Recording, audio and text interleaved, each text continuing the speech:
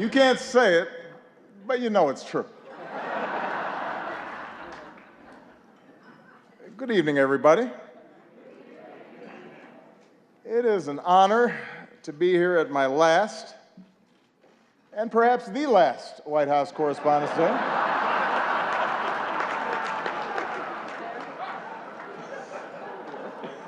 You all look great. The end of the Republic has never looked better.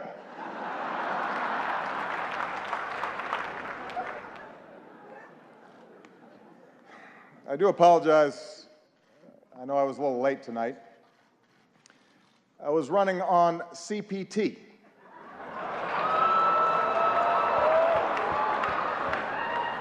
Which stands for jokes that white people should not make.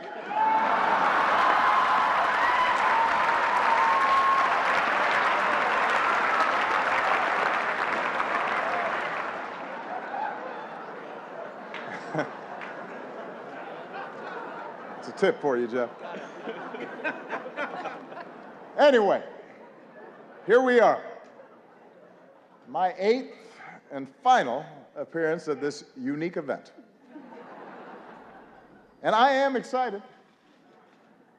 If this material works well, I'm going to use it at Goldman Sachs next year.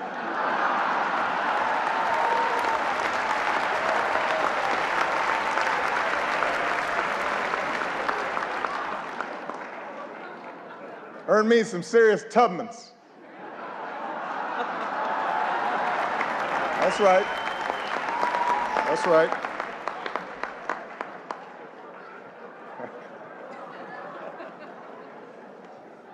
My brilliant and beautiful wife, Michelle, is here tonight.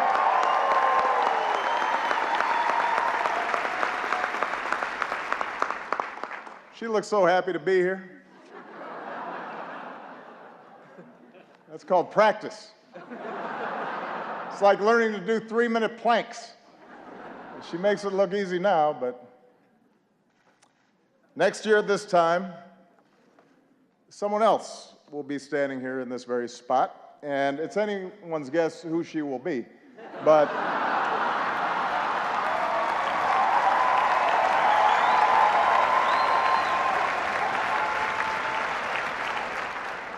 standing here, I can't help but be reflective, a little sentimental.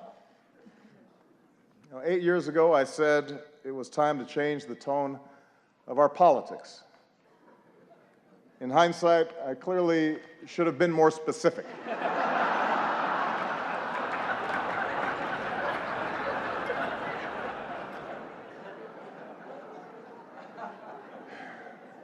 Eight years ago, I was a young man, full of idealism and vigor. And look at me now. I am gray, grizzled, just counting down the days till my death panel.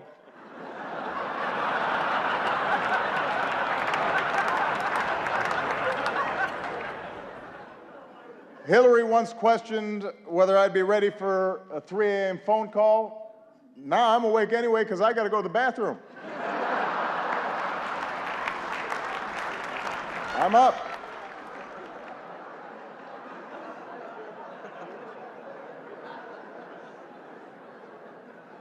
In fact, somebody recently said to me, Mr. President, you are so yesterday.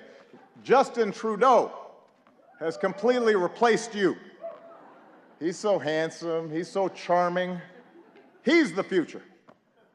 And I said, Justin, just give it a rest.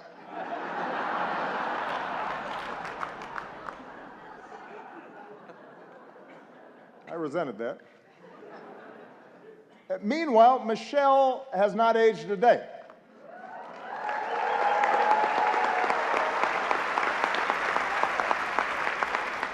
The only way you can date her in photos is by looking at me. Take a look. Here we are in 2008. Here we are a few years later. And this one is from 2 weeks ago.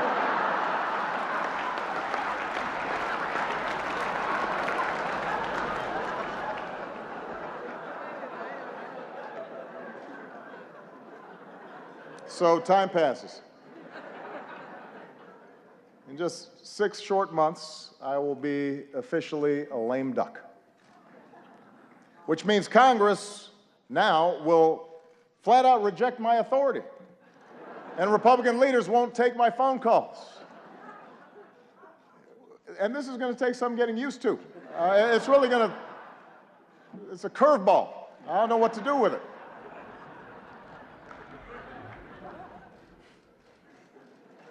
Of course, in fact, 4 months now, congressional Republicans have been saying there are things I cannot do in my final year. Unfortunately, this dinner was not one of them.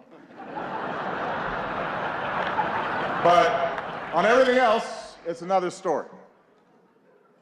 And you know who you are, Republicans.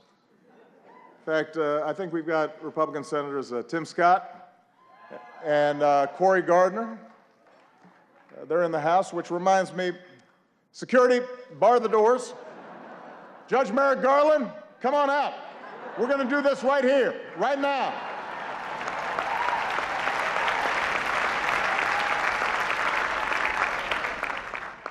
It's like the Red Wedding.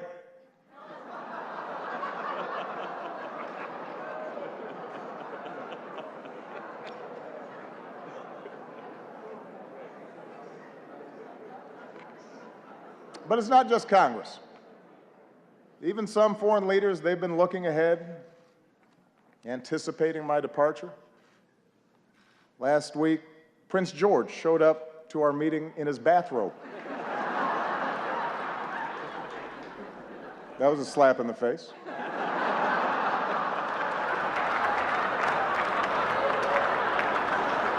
A clear breach of protocol. Although while in England, I did have lunch with Her Majesty the Queen, took in a performance of Shakespeare, hit the links with David Cameron, just in case anybody is still debating whether I'm black enough. I think that settles the debate.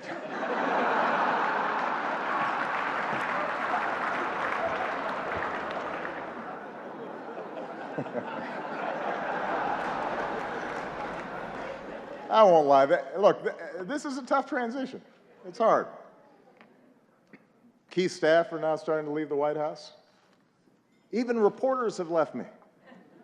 Savannah Guthrie, she's left the White House press corps to host the Today Show. Norah O'Donnell left the briefing room to host CBS This Morning. Jake Tapper left journalism to join CNN.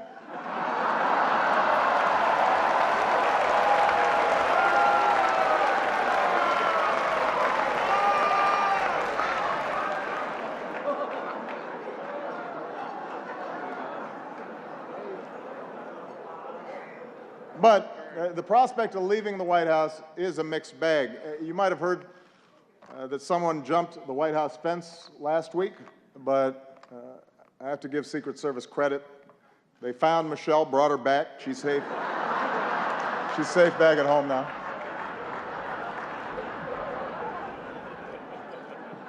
It's only 9 more months, baby. Settle down.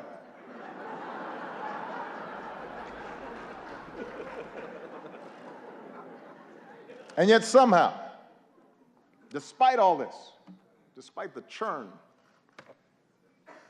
in my final year, my approval ratings keep going up.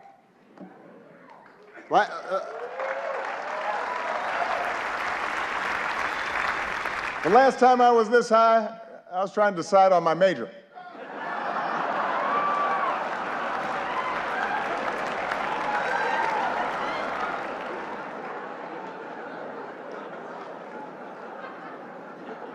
And here's the thing, I haven't really done anything differently. So it's odd. Even my aides can't explain the rising poll numbers. What has changed? Nobody can figure it out.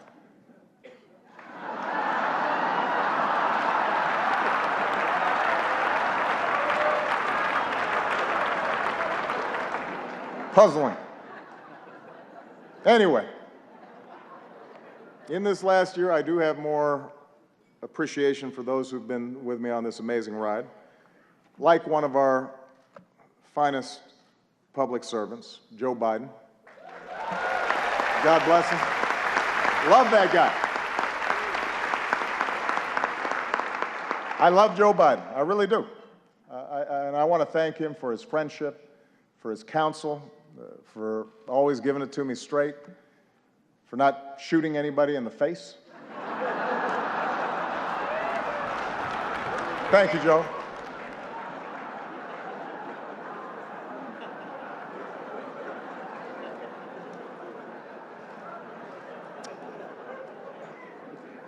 Also, I would be remiss, let's give it up for our host, Larry Wilmore.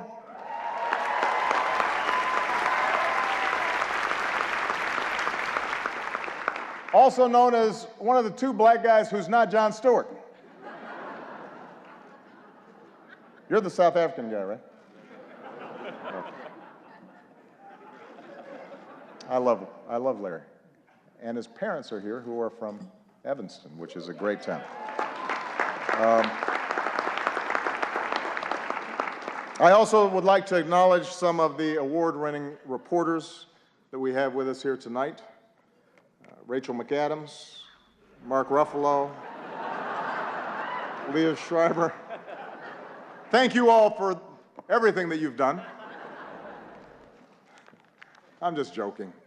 As you know, Spotlight is a film, a movie, about investigative journalists with the resources and the autonomy to chase down the truth and hold the powerful accountable. Best fantasy film since Star Wars. Look, that was maybe a cheap shot. I understand the news business is tough these days. It keeps changing all the time. Every year at this dinner, somebody makes a joke about BuzzFeed, for example, changing the media landscape. And every year the Washington Post laughs a little bit less hard.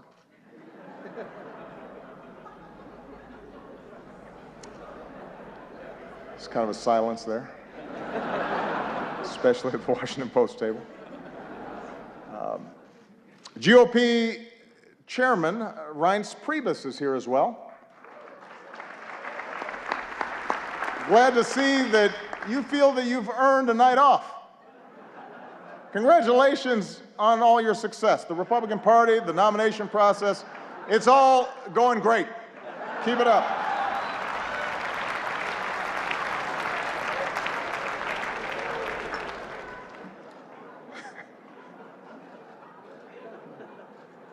Kendall Jenner is also here, and we had a chance to meet her backstage. She seems like a very nice young woman. I'm not exactly sure what she does, but I am told that my Twitter mentions are about to go through the roof.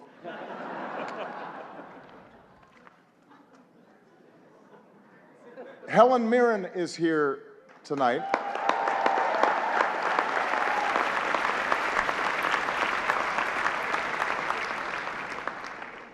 I don't even have a joke here. I just think Helen Mirren is awesome.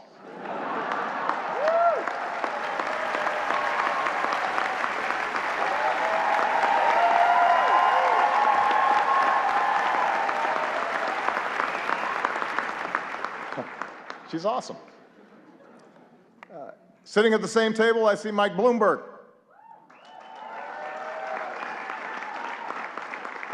Mike, a combative, controversial New York billionaire, is leading the GOP primary, and it is not you. That has to sting a little bit.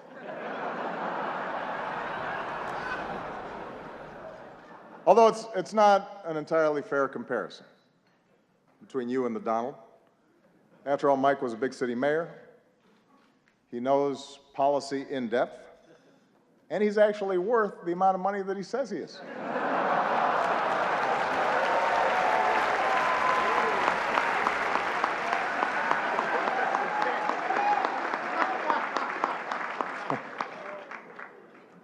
What an election season. For example, we've got the bright new face of the Democratic Party here tonight, Mr. Bernie Sanders. There he is.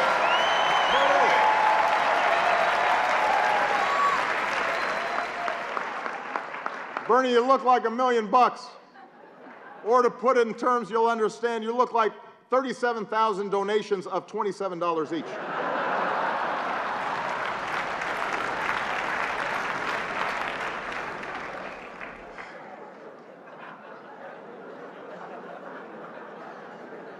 A lot of folks have been surprised by the Bernie phenomenon, especially his appeal to young people, but not me. I get it. Just recently, a young person came up to me and said she was sick of politicians standing in the way of her dreams. As if we were actually going to let Malia go to Burning Man this year. Was not going to happen. Bernie might have let her go, not us.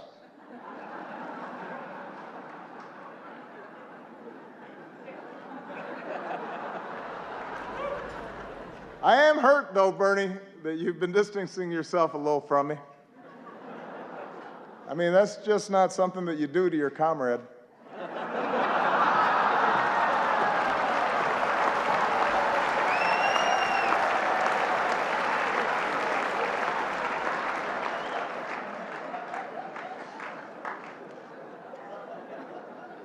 Bernie's slogan has helped his campaign catch fire among young people.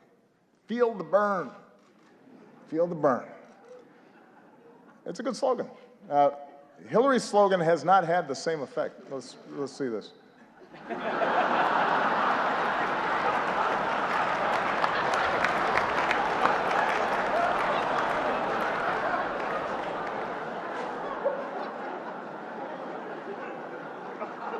Look, I've said how much I admire Hillary's toughness, her smarts, her policy chops, her experience. You've got to admit it, though. Hillary trying to appeal to young voters is a little bit like your relative who just signed up for Facebook. Yeah. Dear America, did you get my poke? Is it appearing on your wall? I'm not sure I'm using this right. Love, Aunt Hillary.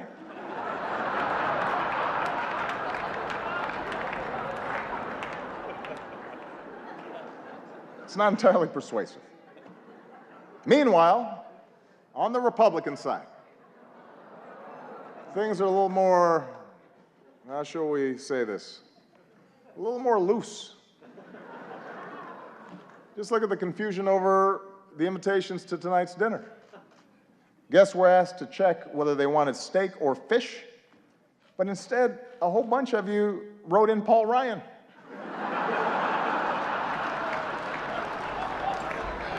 That's not an option, people. Steak or fish.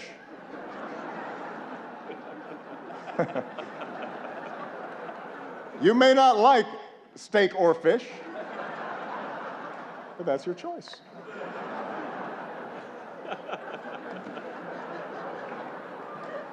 Meanwhile, some candidates aren't polling high enough to qualify for their own joke tonight.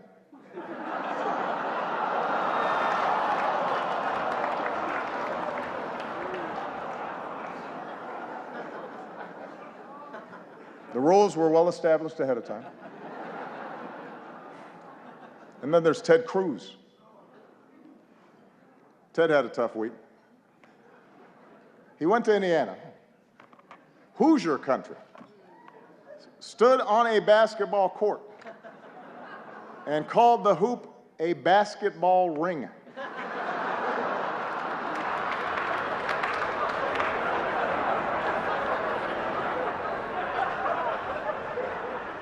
What else is in his lexicon? Baseball sticks, football hats. But sure, I'm the foreign one. That's fine.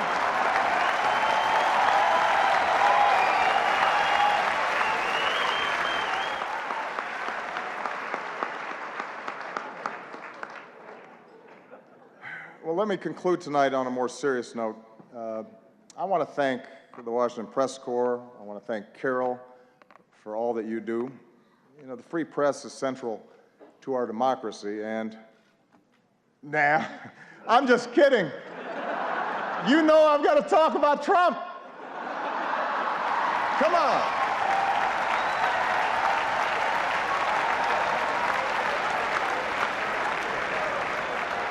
We weren't just going to stop there. Come on.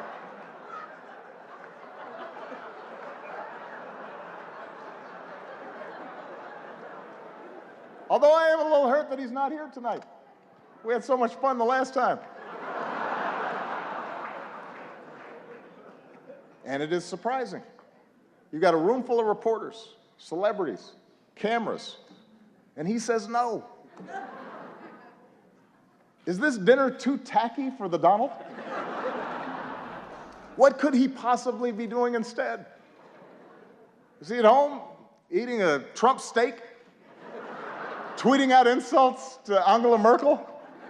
What's he doing?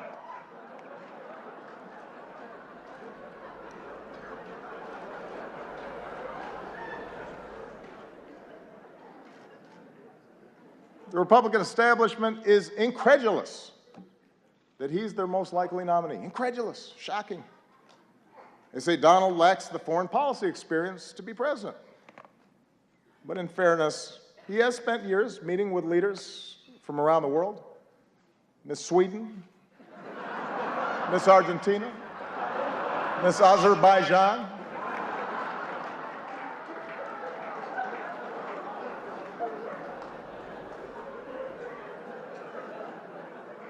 And there's one area where Donald's experience could be invaluable, and that's closing Guantanamo. Because Trump knows a thing or two about running waterfront properties into the ground.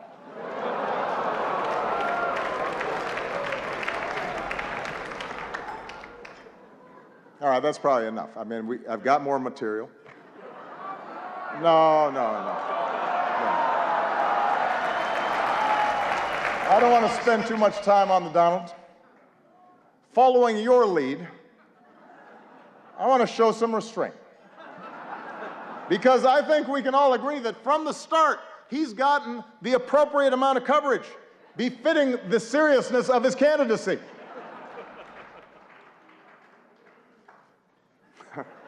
I hope you all are proud of yourselves.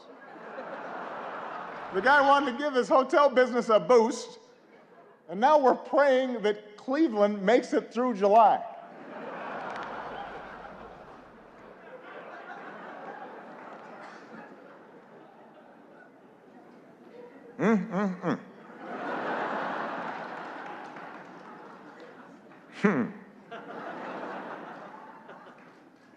As for me and Michelle, we've decided to stay in D.C. for a couple more years. Thank you. This way, our youngest daughter can finish up high school. Michelle can stay closer to her plot of carrots. She's already making plans to see them every day. Take a look.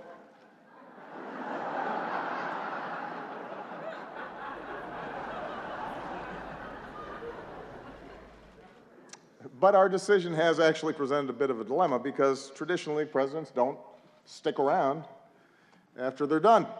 And it's something that I've been brooding about a little bit. Take a look. The Obamas are staying in D.C. for 2 years after the president leaves office. He's about to go from commander-in-chief to couch commander. You, Chuck Todd. What am I going to do in D.C. for 2 years? You got a real dilemma, Mr. President. I can't go every day, can I? Which you like better, these or these? Joe, they're the same. They capture different moods. Joe, I need some focus here. Comes in there during aviator time, thinks everything. I'm sorry, what's that? I said, Mr. President, that you had to be practical. And look, you can drive again. You're going to need a license. You love sports. Why don't you volunteer to work for one of the teams around here? Is this the Washington Wizards? I understand you're looking for some coaching help. Let's just say I coached my daughter's team a few times. Hello? Hello?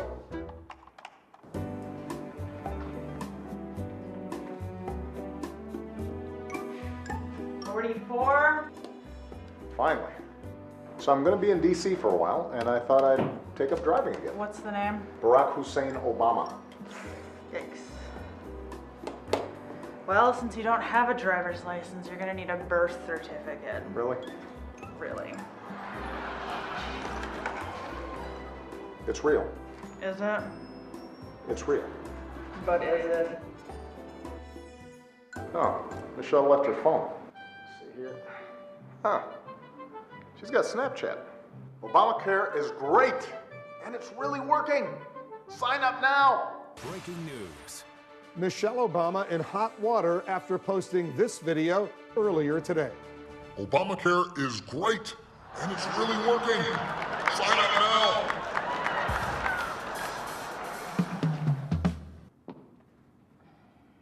No? No. Did it get a lot of views at least? Honey, enough. Why don't you just talk to somebody who's been through this? I gotta go to Soul Cycle. She's right. I know who I need to talk to. Hey, it's Barack. Listen, can we get together? Now that is a great move. Yeah, it's good for me. It's good for me.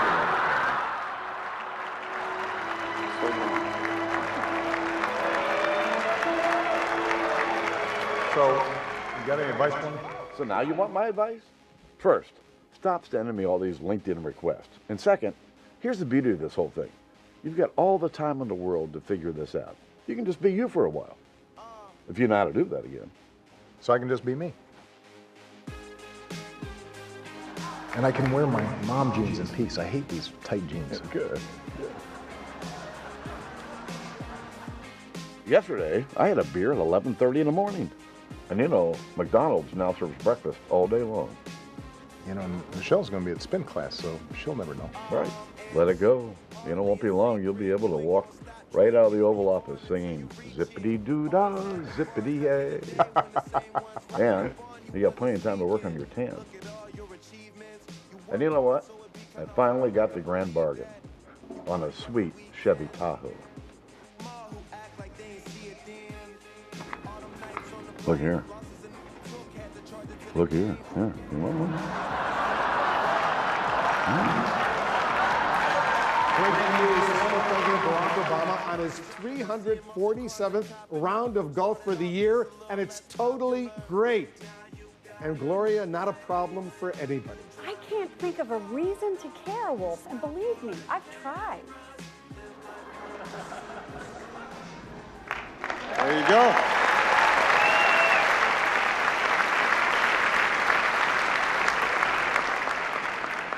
I am still waiting for all of you to respond to my invitation to connect to LinkedIn. But I know you have jobs to do, which is what really brings us here tonight. I know that there are times that we've had differences, and that's inherent in our institutional roles. It's true of every president and his press corps. But we've always shared the same goal, to root our public discourse in the truth, to open the doors of this democracy, to do whatever we can to make our country and our world more free and more just. And I've always appreciated the role that you have all played as equal partners in reaching these goals. Our free press is why we once again recognize the real journalists who uncover the horrifying scandal and brought some measure of justice for thousands of victims throughout the world. They are here with us tonight. Sasha Pfeiffer, Mike Resendez, Walter Robinson, Matt Carroll, and Bed Brandley Jr. Please give them a big round of applause.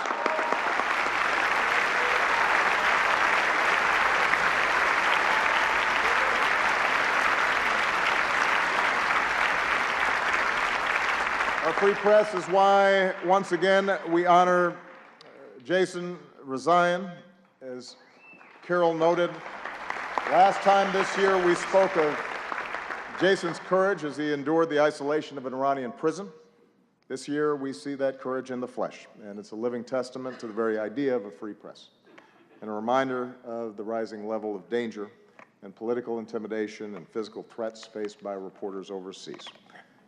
And I can make this commitment that as long as I hold this office, my administration will continue to fight for the release of American journalists held against their will, and we will not stop until they see the same freedom as Jason had.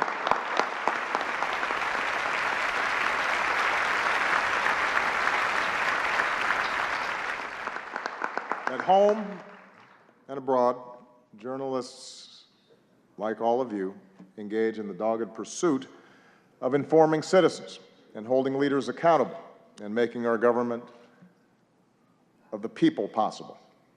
And it's an enormous responsibility. And I realize it's an enormous challenge at a time when the economics of the business sometimes incentivize speed over depth, and when controversy and conflict are what most immediately attract readers and viewers. The good news is there's so many of you that are pushing against those trends. And as a citizen of this great democracy, I am grateful for that. For this is also a time around the world when some of the fundamental ideals of liberal democracies are under attack, and when notions of objectivity and of a free press and of facts and of evidence are trying to be undermined, or in some cases ignored entirely.